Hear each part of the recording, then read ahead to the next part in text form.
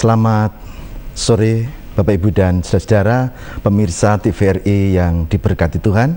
Dalam acara kita Pijar Kristen, kali ini bersama saya Pendeta Lukas Eko Sukoco dari GKJ, dari Gereja Kristen Jawa di Purworejo. Saya didampingi oleh Seraphim Voice dari GKJ Purworejo. Saudara, hari ini kita akan membahas satu hal yang sangat penting, yaitu persoalan pertobatan dan pengampunan dosa. Pertobatan dan pengampunan dosa. Kenapa hal ini begitu penting? Karena kita tahu, kita sudah melihat kenyataan di sekitar kita bahwa ada tanda-tanda zaman menua, banyak persoalan, kesulitan, dan Tuhan mengundang kita untuk datang di dalam pertobatan, supaya di tengah persoalan dan kesulitan kita tidak kehilangan iman.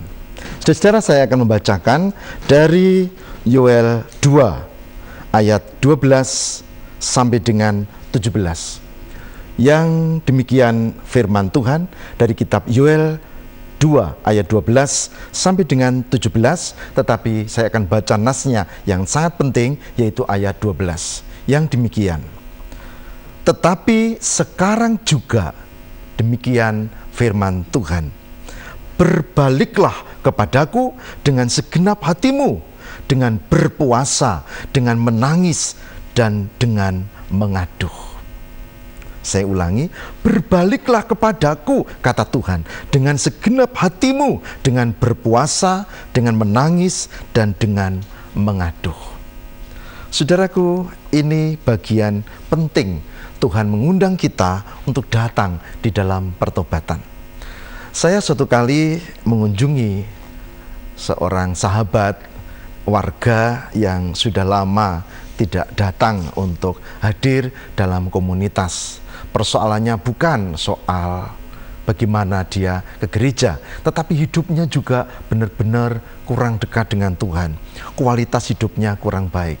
Nah, saudara, ketika saya datang ke sana, dengan baik dia menyambut dan dia mengatakan begini, Pak Pendeta, sudah tidak usah terlalu repot untuk ngurusi kami. Nanti saatnya, saya kurang beberapa bulan pensiun. Nanti kalau saya sudah pensiun, saya akan aktif, saya akan bertobat, saya akan ke gereja, saya akan hidup yang begini begitu. Pokoknya nggak ada hambatan lagi. Saya pulang dengan senang, ya. Kesenangan seorang pendeta kalau melihat orang yang dikasihi sahabatnya kembali bertobat. Tetapi saudara-saudara, tepat pada saat hari dia pensiun, ada kabar yang mengejutkan lewat telepon. Kemudian didengar dan ada berita bahwa saudara ini dipanggil Tuhan tepat 1 hari setelah pensiun.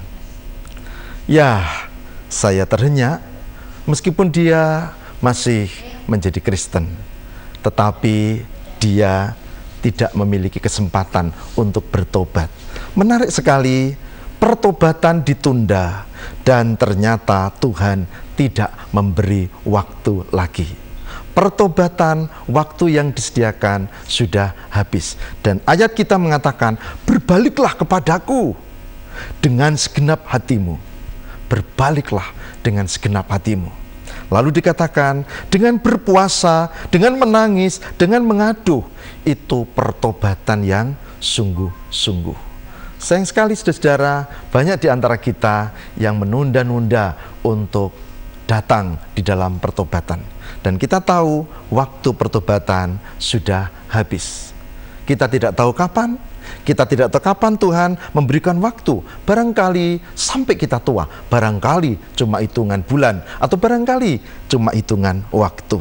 Tetapi sekarang juga demikian firman Tuhan, berbaliklah kepadaku dengan segenap hatimu. Ya, dikatakan sekarang juga. Sekarang juga, bukan nanti, bukan besok, bukan minggu depan, bukan nanti kalau pensiun. Sekarang juga. Saudara-saudara, sebagai hambanya, saya mengajak kita untuk sungguh-sungguh mencermati hal ini. Siapapun Anda, dengan pergumulan Anda, dengan kehidupan Anda, mari kita siapkan untuk sungguh-sungguh menanggapi. Nah, syaratnya bagaimana? Syaratnya bagaimana agar kita bisa menanggapi ini dengan benar? Nanti kita akan lakukan dengan mencermati sebagian dari sabda Tuhan. Ada satu ayat lagi yang penting, saudara, yaitu Matius 4 ayat 17. Di ayat ini dikatakan bahwa bertobatlah sebab kerajaan surga sudah dekat. Bertobatlah sebab kerajaan surga sudah dekat. Coba saudara perhatikan, apa yang terjadi di sekitar kita sekarang? Ada bencana di mana-mana. Tidak hanya bencana gunung meletus, tetapi kecelakaan, tetapi juga bencana sosial. Ada banyak kasus yang membuat gonjang-ganjing di negeri ini. Dan bencana-bencana itu, bukankah itu pertanda bahwa kehidupan kita jauh dari Allah? Sayang sekali, saudara-saudara, tidak banyak yang mencermati dan menghayati hal ini. Oleh sebab itu, kalau nanti tanggal 5, tanggal 5 Maret, Rabu Abu, seluruh gereja, baik Kristiani, baik yang Protestan maupun Katolik, kita datang untuk dalam ibadah raya Rabu Abu. Saudara tahu apa artinya? Rabu Abu adalah simbol pertobatan, tetapi juga panggilan untuk datang di dalam pertobatan. Nah, mari kita siapkan hal ini, saudaraku, sehingga kita siap untuk bertobat di dalam Tuhan.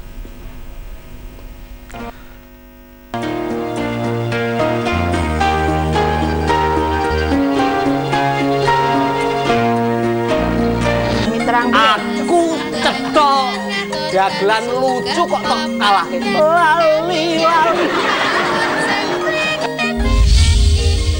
Dagel wong-wong do guyu niku dagelan. Umum ya. Hati le dagel ora ana wong do guyu niku lak jenenge malah lucu to. Program Pangkur Jengleng menampilkan hiburan rakyat yang membudaya, menarik dan dibalut dengan nuansa budaya Jawa. Saksikan Pangkur Jengleng setiap hari Senin pukul 18 waktu Indonesia Barat.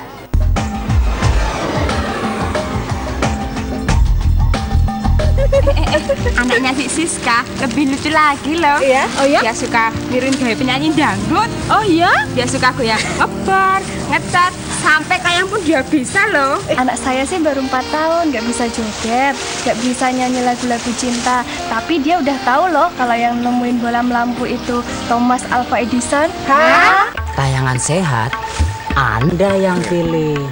Mari kita selamatkan masa depan anak-anak dengan memilih tayangan televisi yang mendidik dan menyehatkan.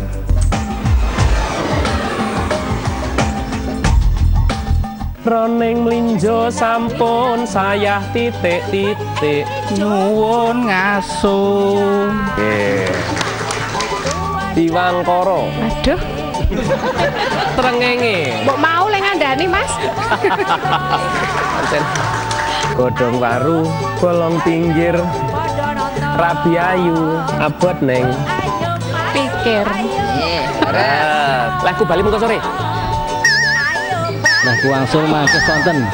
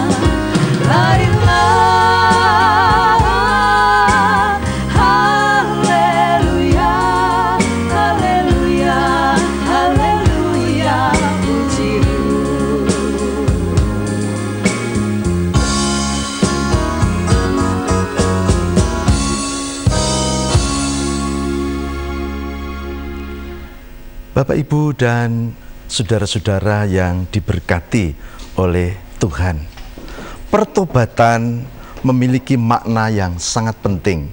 Coba saudara periksa di dalam Alkitab, di dalam Injil misalnya.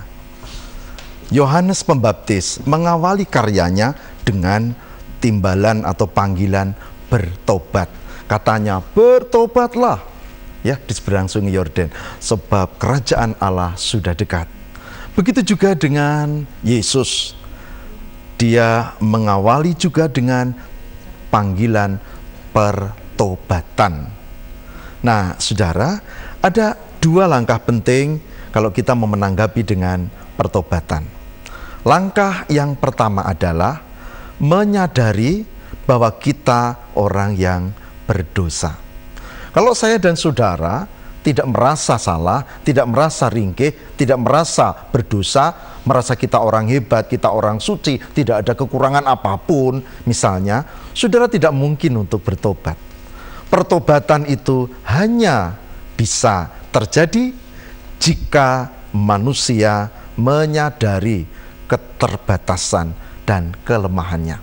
Ada ayat penting, saudara, yang bisa kita baca di dalam kitab 1 Yohanes 1 ayat 8. Dikatakan begini, jika kita berkata bahwa kita tidak berdosa, maka kita menipu diri kita sendiri dan kebenaran tidak ada di dalam kita.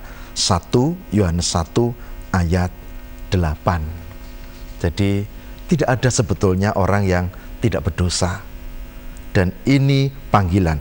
Saudara, setiap Rabu saya diberi kesempatan untuk hadir bersama tim tentu saja di sebuah lembaga pemasyarakatan, rutan ya, rumah tahanan negara di Purworejo. Dan di sana ada banyak orang yang terpaksa terbelenggu karena banyak kasus. Saudara jangan salah, mereka orang-orang beragama. Saudara jangan keliru, banyak juga yang Kristiani. Oh, antar gereja juga ada di situ. Nah, kenapa hari Rabu saya dan